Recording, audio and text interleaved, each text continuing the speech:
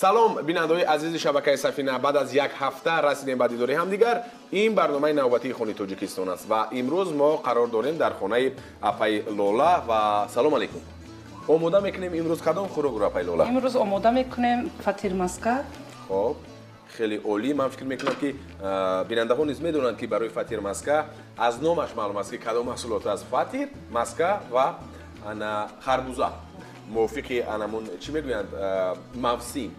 وقتی که اگر مثلا رفت و موسمی همون خربوزه نباشد چی رو میتوانند ایلو کنند در اون بجای خربوزه؟ تربوز خربوزه میتوانیم، یعنی با تربوز نیز میشود؟ با تربوز میشه، با انگور میشود. خیلی عالی. واقعا هم دوستان عزیز شما میتوانید که در موسمی که اگر خربوزه نباشد میتوانید انگور، تربوز و دیگر میوه‌جات رو استفاده برید. خیلی خوب است. و از چی شروع میکنیم امروز؟ از فطیر ما شروع میکنیم. از فطیر رو رایزه کرده. یعنی دوستان از بار دیگر میگویم که اپای لولا محض برای آماده کردن انمین فطیر مسکه گفتیم فطیر مخصوص. خب چیکار کردند؟ پختند و میبینیم که چگونه بوی لذیذ دارد و به نهایت من فکر میکنم که امروز یک خوراک با لذت فطیر مسکه بسیار با لذت آماده میکنه. خیلی خوب. اکنون از چی شروع میکنیم اپای عزیز؟ فطیری که فطیر رو از چکدان کردیم گرم باید باشد. الکی گرم است نه؟ یعنی به خاطر خنک نگردیدن زودک شروع میکنیم از فطیر. اون وقت میکنیم. با گرمیش مسکه رو میاندازیم. خیلی خوب. خب انمین آماده نمودن خوراک و خصوص خوراک های ملی رو شما از کی شروع کردید؟ از سنی چند و کی به شما کمک رسید؟ من در خاطر دارم که سنی 10 سالگی با مادرم علاقه در دیدن نان میپختم. یعنی کمک میکردید؟ کمک میکردم، نان میپختم. از مادرم آموختم. خیلی عالی. من فکر میکنم دوستان عزیز که اکثریت اون نفرانی که کدمانوی بسیار خوب ماهر هستند، خوب هستند، بی‌شبهه از همون مادر آموختند و بیبی ها. بله. خب غیر از این خوراک کدام خوراک رو باز شما از عهده آماده کردنش میبرید؟ خوراک میده از آش پلو، از آش بریده، مستوبه، برنجوه. یعنی این خوراک‌هایی هستند که صرف تاجیکی هستند و بی‌شبهه تیار کرده میتوانم و دوامش رو از شاگرد استادم یاد گرفتم در چایخانه راحت. یعنی شما باز فعالیت میکنید همچون آشپز در اونجا؟ آشپز من در چایخانه راحت کار میکنم. خیلی عالی، خیلی خوب. و زندگی خودم باز پیش میبرم.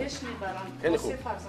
خیلی خوب. دوستان عزیز ببینید که خب زن وقتی که هنر داشته باشد، خب باز میگوییم تکرار نشود، پخت و پز کرده تواند، دوخت و دوست کرده تواند. این معنی آن را دارد که در زندگی ریسک و روزی خود را مییابند. از همین لحاظ باید که کدبانوی تاجیک، زن تاجیک باید که در زندگی فعال باشد. همین طور است.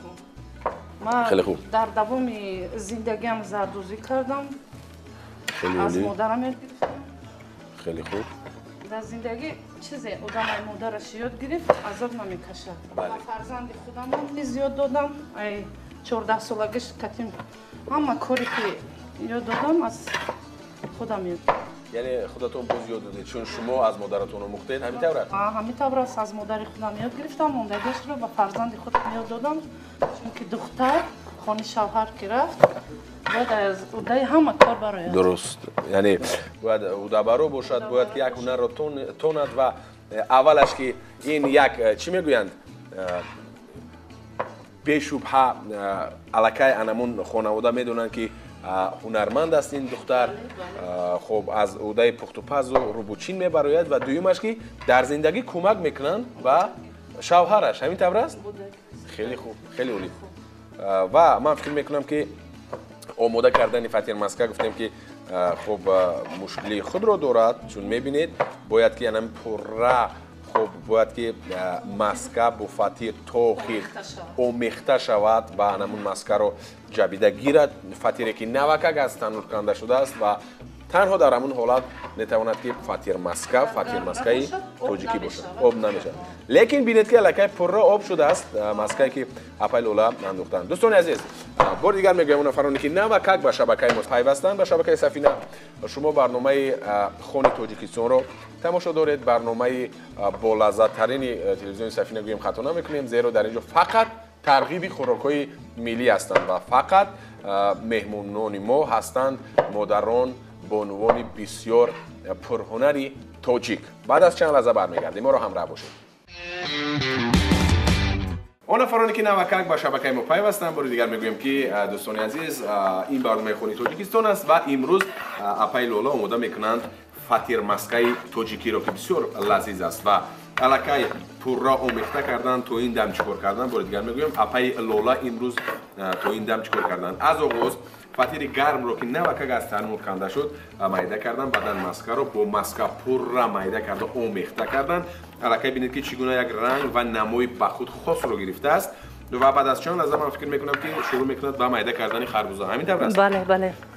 شما گفتید که خب اگر که موسم خربوزه نباشد و خربوزه نباشد در خانه اونها میتوانند با تربوز با انگور استعمال کنند. تربوز انگور استعمال کنند و خیلی خوب است. من فکر میکنم و شاید وقتی که تربوز یا انگور استفاده برده شود فکر میکنم که یگان میوه نیست میتوانند استفاده ببرند وقتی که نباشد انگور یا خود تربوز یا خود خربوزه. خیلی خوب، یعنی این معنی اون رو دارد که از انامین فطیر مسکه وقتی آماده میکنید برای بالویش که اساسش این خربوزه است، اگر خربوزه نباشد میتوانید تربوز، انگور و دیگر نمودهای میوه را استفاده برید. خیلی عالی. چیکار میکنیم اکنون؟ آماده میکنیم به خربوزه.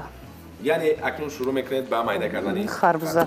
خب اپای لولا برای استفاده بردن در مسکه فطیر یا خود فطیر مسکه انتخاب خربوزه مهم هست؟ مثلا بعضی ها میگویند که خربوزه باید ملایم آبدار باشد باز بهترین میآید، ولی برعکس بعضی نفران میگویند که باید خربوزه کمک خیلی سخت‌تر باشد. خربوزه سخت‌تر باشد. خربوزه سخت‌تر باشد خیلی نغز میبیاد، باید شیرین باشد. سخت اساسش این که شیرین باشد. شیرین باشد. شیرین باشد با لذت میبیاد. خیلی عالی. شروع میکنیم با ریزه کردن خربوزه. خیلی خوب و من فکر میکنم دوستان عزیز هر یکی شما بارها چشیده اید این خوراک رو، ولی هر یک کدبانوی تاجیک به طور خاص به طور مخصوص آماده میکنند این خوراک رو. یعنی خب یک خوراک اگر باشد مثلا فطیر مسکه یا خود مسکه فطیر، اگر 10 کدبانو آماده کنند 10 گونه میشه، چون ما در آزمون‌های خوراکپزی در تاجیکستان که همه ساله برگزار میگردند، چی در آزمون‌های شهری، چی در نویوی، چی در جمهوری مشاهده میکنیم، میبینیم و میچشیم که از یک خوراکی که آماده میکنند کدبانوهای ما الان اگر 10 خوراکی خب مثلا اگر گیریم فطیر مسکه آماده کنند 10 خیلی طعم دارد. باور کنید دوستان. از همین لحاظ از کدبانو وابستگی زیست دارد که طعم اوقاتش چقدر میبیاد. اپای لولا شما گفتید که بعد از اونی که پوره از پخت و پز خوراک‌های ملی برآمدید شما با شما شوق پیدا شد که خوراک‌های دیگر خلق رو نیز البته برای زندگی آدم پیش رفتن آدمیزاد باید همه کار تواند همیشه در جستجو باشد، همیشه در جستجو باشد، در پیشروی باشد. زندگی باید پیشروی روز تا روز پیشرفته است. باید آدمیزاد همه کار یاد گیره. مدت 5 سال ما با قرغیزا کار کردیم، اما کارهای اوقات اوغوری یاد گرفتیم برای زندگی پیش رفتن، برای پیشروی فرزندا کوشش کرده کارهای یاد گرفته. خیلی عالی. یعنی شما خوراک‌های خب چینی که منطقه مثلا چی میگویند در قسمت ارومچی آماده میکنند البته شما میتونید میتونید مرحمت ادامه دید. خیلی عالی. دوستان عزیز میگویند که اگر شخص چقدر که عمر بیند باید هر یک روز یک چیزی نو آموزد، کوشش کند برای پیش رفتن، برای رشد دادن خودش، برای پیشروی زندگیش. و به شبهه اپای لولا در برابر پختن و ازوده آماده کردن خوراک‌های ملی تاجیک برآمدن باز خوراک‌های دیگر خلق ملت‌ها رو می‌دونن. خیلی خوب.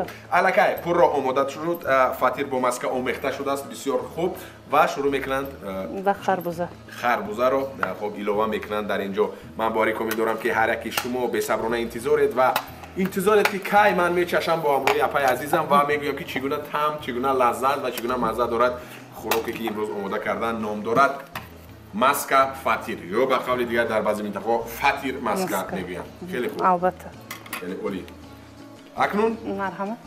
омода шуд. омода шуд. Бинед ки дӯстон дар як муддати кӯтоҳ омода шуд ва ба ҷои оне ки ягон меҳмони хориҷӣ агар шуморо хабар гиранд ба меҳмонии шумо оянд, шумо кӯшиш кунед ки анхои хӯрокҳои тоҷикиро пешкаш кунед, зеро дигар хӯрокҳоро аллакай онҳо чашиданд ва мо бояд хӯрокҳои миллии худамонро пешниҳод кунем ва чашанд, донанд ки чӣ гуна таъм доранд, чӣ гуна лаззат ва чӣ гуна мазза доранд ин хӯрокҳо. Бинед ки баъд аз чанд сония дӯстони азиз аллакай пурра иваз мешавад дастархони мо ва мо мешинем мечашем бо апаи лола хӯроки имрӯзае ки омода кардан. Ном дорад фатир маска. Боро ҳамроҳ бошед.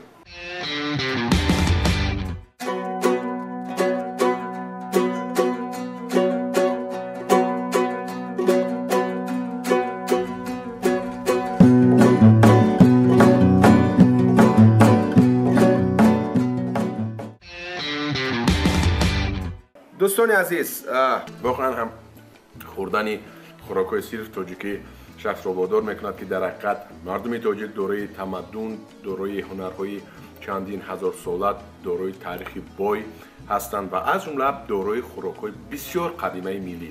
Чун гуфтем ки дар барномаи мо чанд барномае ки пешниҳод кардем ба бинандаҳои азизи шабакаи Сафина ва кулли мардуми тоҷик хӯрокҳое буданд ки таърихи қариб 300-400 сола доранд. Яъне ин маънои онро дорад ки аз қадимулайём мардуми тоҷик хӯрокҳои бисёр лазиз истеъмол мекарданд, хӯрокҳои бисёр хуб ва фоидаовар ва серғизо истеъмол мекарданд. Хуб, дар охир чӣ гуфтани ҳаст Седапай азиз? дар охир гуфтаниам ки мо мехоҳем ки фарзандои мо дар давоми зиндагӣ ки мо катишон ҳастем то хони шавҳаршон рафтан ҳама корҳоимона ёд гиранд, дар зиндагӣ азоб накашанд. чӣ хеле ки мо модаро мехоҳем ки фарзандои мо чӣ хеле ки мо модаромон калон карданд, чӣ хеле корҳомо ёд доданд, беғарзи пухтупазу ливозшӯвӣ, хамиркунӣ, зардӯзӣ. зардӯзи номӣ гузаштагиам не ки хайр ки мурури зиндагӣ ози повурӣ кор мекунем ки зиндагӣ ошпаз ҳастам. бале мехоҳам ки не ман дар зиндагим духтарма бурда ҳама корма ёд додам. яъне вазифаи ҳар як модари тоҷик ҳамин аст ки духтари худро бояд ки омӯзонад, ёд диҳад ва омода кунад ба зиндагии мустақилонаи худ. ташаккури зиёд мекунам. дастатон дарро набинад. ман изҳори сипос мегӯям ба шумо. ман фикр мекунам ки шуморо дида аллакай хоб кардонҳои мо ҷавондухтарон аллакай мебинанд ва зудакак мегиранд, омода мекунанд барои падару модари худашон, барои наздикони худашон ин хӯроки бисёр лазиз ки ном дорад фатир маска, бисёр хӯроки болаззат. Инҷо бошад барномаи навбатии Хони Тоҷикистон бинандаҳои азиз ба охир мерасад. То дидори навбатӣ ҳамеша солим бошед, ҳамеша хӯрокҳои хоб лазизи тоҷикиро истеъмол намоед ва барои рушди ҳунарҳои мардумӣ хосатан хӯрокҳои миллӣ саҳми арзандаи худро гузоред, чуноне ки имрӯз як заррае ҳам бошад саҳми худро гузоштанд апаи азизамон, апаи лола. То дидори навбатӣ саломат бошед. Хайр дӯстон, то боздид. Ташаккури зиёд.